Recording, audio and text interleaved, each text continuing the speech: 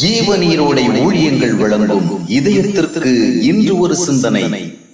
வேத வசன ஆயுதம். வனாந்தரத்தில் 3 விதங்களில் பிசாசானவனால் இயேசு சோதிக்கப்பட்டார். அந்த 3 சோதனைகளை மேற்கொள்ள அவர் உபயோகப்படுத்தின ஒரே ஆயுதம் வேத வசனங்கள் தான். அவருடைய வேத அறிவுதான் விரைந்து வந்து அவருக்கு கை கொடுத்தது.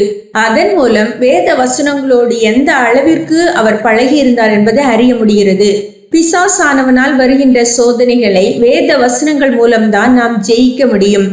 எனவே வேத வாசிப்பும் வேத தியானமும் ஆவிக்குரிய வாழ்க்கையில் சோதனைகளை மேற்கொள்ள மிகவும் அவசியம் என்பதை உணர முடிகிறது. அதே வேளையில் வேத வசனங்களை குறித்த அறிவினால் மட்டுமே சோதனைகளை வென்றுவிட முடியாது. இயேசு வேத வசனங்களை அறிந்தவராக மட்டுமல்ல, அவைகளை அவர் ஆயுதமாகவும் மாற்றியிருந்தார். அதாவது அவர் வேதத்தை படித்து அறிந்தவராக மட்டுமிராமல் அவைகள் ஒவ்வொன்றையும் விசுவாசித்து முக்கியப்படுத்தி அதன்படி செயல்படவும் தம்மை ஒப்பு கொடுத்திருந்தார். மூட்டை மூட்டையாக அரிசியை வாங்கி வீட்டில் குவித்து வைப்பதால் மட்டும் யாரும் பசி தீரவோ பலமடையவோ முடியாது. அவைகள் சமைக்கப்பட்டு சாப்பிடப்பட வேண்டும். அப்போதே அவை சரீரத்திற்கு போதிய பலத்தையும் ஆரோக்கியத்தையும் தரும். அதுபோலவே வேத வசனங்களை மிகுதியாக படிப்பதாலோ மனப்பாடம் செய்வதாலோ மட்டும் நாம் அவைகளால் வரும் ஆவிக்குரிய வல்லமையை பெற்றுவிட முடியாது. அவைகள் வாழ்க்கையோடு கலக்க வேண்டும். இதயத்தில் அவைகள் விதைக்கப்பட்டு வாழ்க்கையில் அவைகள் செயல்களாகவும் குணங்களாகவும் வெளிப்பட வேண்டும். அப்போதுதான் அவைகளை கொண்டு சோதனைகளை நாம் ஜெயிக்க முடியும்.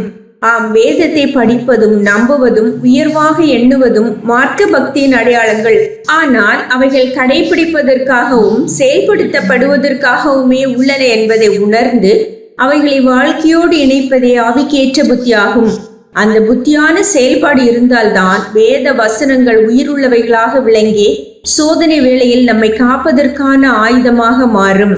வேத வசனங்கள் வெறுமனே வாசிப்பதற்காக அல்ல, அவைகள் வாழ்வதற்காகவே தரப்பட்டுள்ளன. வசனத்தின்படி வாழ்வதற்கு உட்பட்டால்தான் சோதனைகளில் அவைகள் நமக்கு ஆயுதமாகும். சிந்தனைக்கு: எதை செய்கிறாய் என்பதை அல்ல, எதற்காக அதை செய்கிறாய் என்பதை அறிந்து செய்.